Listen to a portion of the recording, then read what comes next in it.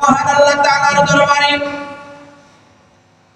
যে মহান আল্লাহ পাক রব্বি করিম পরওয়ারদিগার আলম আপনারে আমারে দুনিয়ার জমিনে আগমন করাইছেন। যে আল্লাহ পাক রব্বি করিম আসমান বানাইছেন, জমিন বানাইছেন, 18,000 মাখলুকাত বানাইছেন। 18,000 মাখলুকাতের ভিতরে আপনার আমার আল্লাহ সর্বশ্রেষ্ঠ মাখলুকাত হিসেবে কবুল করছে, প্রেরণ করেছে।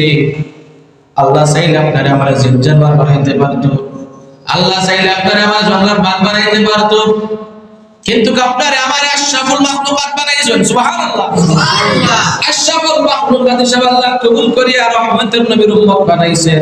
আল্লাহ চাইলে মুসা নবীর উম্মত বানাইতে পারতেন, আল্লাহ চাইলে ঈসা নবীর উম্মত বানাইতে পারতেন, আল্লাহ চাইলে ফেরাউনের দলের উম্মত করতে পারতা কি পারতা না?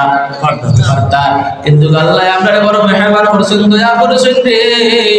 আল্লাহ আপনারে বড় মেহেরবানি করেছেন, রহমতের নবীর উম্মত বানায়া দুনিয়ার জমিনে প্রেরণ করেছেন।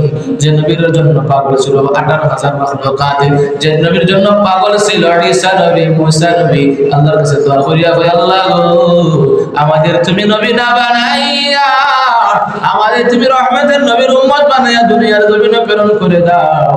আল্লাহ পাক রব্বুল কারীম মুসা নবীর দোয়া কবুল করে নাই। আল্লাহ পাক ঈসা নবীর দোয়া কবুল করিয়া ঈসা নবীর আসমানে তুলে নিয়েছেন।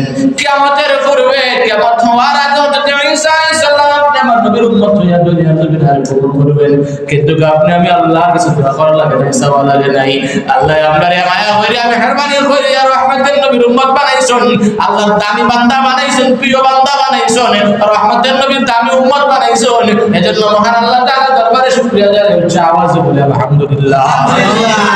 আর একটু জোরে বলি আলহামদুলিল্লাহ।